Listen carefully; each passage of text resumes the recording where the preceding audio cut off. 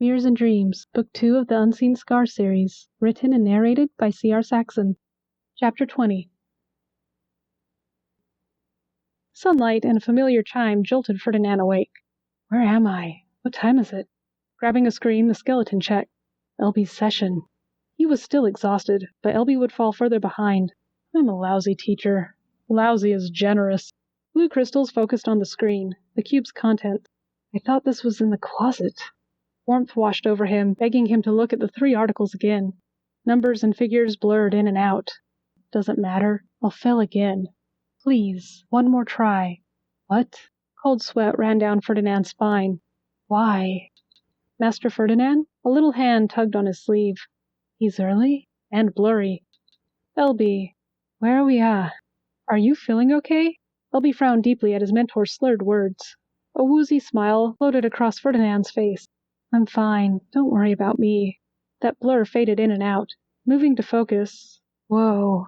Everything turned to snow and gravity shifted. Sand rubbed under his skin as the universe swayed, and a young voice blobbed around inside his ears. What is this? Can you hear me? Panic cut through Ferdinand's fading mind. The snow melted, but everything was black. Am I blind? Yes, what's wrong? Stupid child. That's what I asked you. I'm fine. Oh. Realizing his eyes were closed, he forced them open. That young face burst with fear and concern. I'm on the floor. What's happening? Ice filled his gut and shook his spine. I failed again. Master Ferdinan, you're a wonderful teacher. I'm happy you're my mentor, but... Mismatched eyes looked at his hands before clenching them into fists. A terrified yet determined expression steeled Elby's face. I don't know what's going on. I don't know why you're always sick, but you need to care for yourself. Being good at teaching or classes or fulfilling commissions doesn't matter if you keep working yourself sick. Those words hit hard. Putting on an expressionless mask hid the pain they inflicted.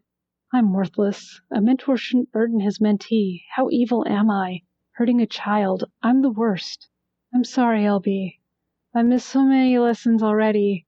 I don't want you to fall behind. I haven't. Even being sick so often and gone so much, you've taught me everything I've needed and more. I'd rather you be healthy. Please, I don't like watching you suffer. Every part of him ached, his body, his mind, his heart. I keep hurting everyone. No wonder you turned me down. I apologize. Shall we cancel the session? You failed him again. And tomorrow's. Yes, sir. Elby's lips quivered. I'll see you in 2 days. Please rest. I'll call John. You don't need to trouble yourself.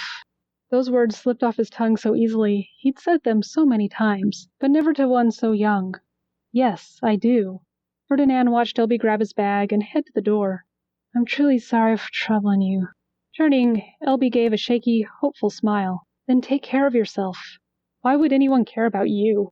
I don't know. You're a strange kind of pathetic worrying a young child. I didn't mean to. I was just trying. You're completely useless. I am. Completely incompetent. Yes. Hurting small children. Good job.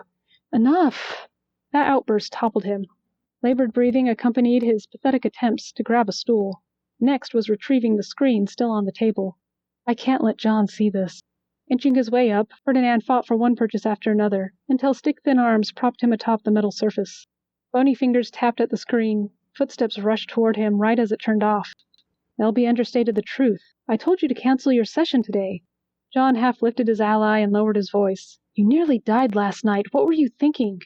Don't touch me. He jerked away from those stinging needles, but wasn't strong enough to break free. Neither did John release him. Every bone in Ferdinand's body turned to jelly, dragging them both down. Oya needed to test if Ogani was right, but that test wasn't one she looked forward to. Calloused bare feet danced along the sand. She almost felt guilty roaming the islands while the rest of the students were in class. Almost. Soon Uyan rushed in, splashing at her skipping feet. I haven't found a guardian for you, but could you give me your transfer? Water that jumped up to play sulked away. Oya wanted to chase after, but she was tired. I know, old friend, Oya sighed, but I trust you. We've always been together, but I need one I can trust, one who's compatible. Uyan didn't rush back, but stopped retreating. Turning, Oya faced the ocean squarely and bowed. There must always be a Rayuman. Help me keep the chain from breaking. Slowly, sadly, Uyan rolled back, washing over Oya's feet. When it retreated again, a tiny shell lay by her toes. Thank you, old friend. Her sigh dissipated. This task was easy, but her others. How do I bring the little prince back? Why can't I remember? More often than not, those memories ended abruptly, and the fewer memories there were, situations built to painful intensity, nearly transparent blue crystals turned to him, then everything stopped. Why didn't I notice this before? Why is it happening? Memories only ended this way when they were alone, so there was only one person he could ask. This part I'm missing. Is this why I hate him? If knowing would help him become a competent leader. But why am I listening to a hallucination? The prince threw his chest out. After days of faltering, he'd made his decision. The walk to Ferdinand's lab was quick. John wasn't there, thankfully.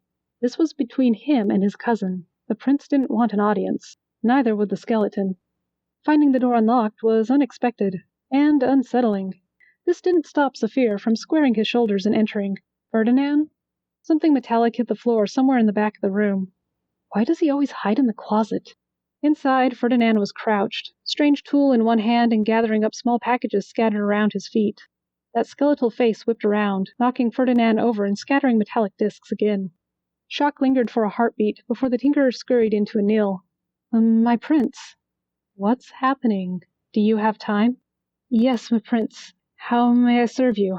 The skeleton wobbled, not shook or trembled, wobbled. What? Ferdinan was never less than proper, slurring his words, struggling to stay upright. A golden finger circled from his head to his stomach and back. Are you okay? I apologize. Ferdinan fought to enunciate. I'm just tired. This isn't fatigue. But should I address it or ignore it? 4 years ago at the Inudine Festival, you tended me during my break from greeting citizens. After bringing me lunch, you spent the rest of the festival in bed.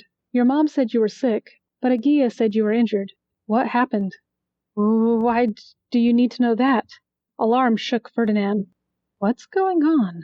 I want to know what happened. Nothing. Nothing happened. Ferdinan panted hard, scooting away. Why is he upset? Tell me, please. Shaking his head, Ferdinan insisted on nothing. The block before the festival, you kept breaking curfew. Master Wemhiram asked me about it, said you weren't leaving your lab. When I confronted you, what happened? Nothing. If Ferdinan cringed any lower, he'd meld with the ground. Something happened. A golden hand tapped at the air before all fingers flew open. Nothing happened. You confronted me, that's all. Why is he lying? Later, you were limping, your lip and eye swollen. How did that happen? I fell, that's all. Nothing happened. Why is he lying? Just tell me. Zephyr asked about one event after another. Each time, Ferdinand's response was the same. With every iteration of nothing happened, Ferdinan backed away until he trapped himself in a corner. I fell, that's all, I fell. No one's that clumsy. Sighing out frustration, Zephyr knelt. Trying to make eye contact sent his cousin into a panic. I am. Tell me the truth. Heat flared up. Then the elf's promise echoed through his mind, filling him with ice. I was just trying to talk to him. Why can't I manage something so simple? Please stop. Zephyr tapped his temple and brought his hand down in a fist. Ferdinan, I need to know. I tripped. I knocked over the vase. Then what? I accepted my punishment. Those words shook violently. I'm sorry. I didn't mean to. I'm sorry. Shifting their dinner containers, John input his access code into the unlocked door. Ferdinand's lab was empty, but the lights were on. Judging by the untidied project, the gent was probably rummaging in the closet. I need him to talk to me today. But getting Ferdinan to open up. If I was a mind talker, I'd delve into his thoughts regardless of the restrictions. Please, stop. Ferdinan cried out from the closet. Again? Hearing his ally yell shut up or stop when alone was becoming commonplace. It was one item on a growing list he needed to share with his family, in the privacy and safety of home. What does he keep shouting at? And how do I tell them? John shook his head.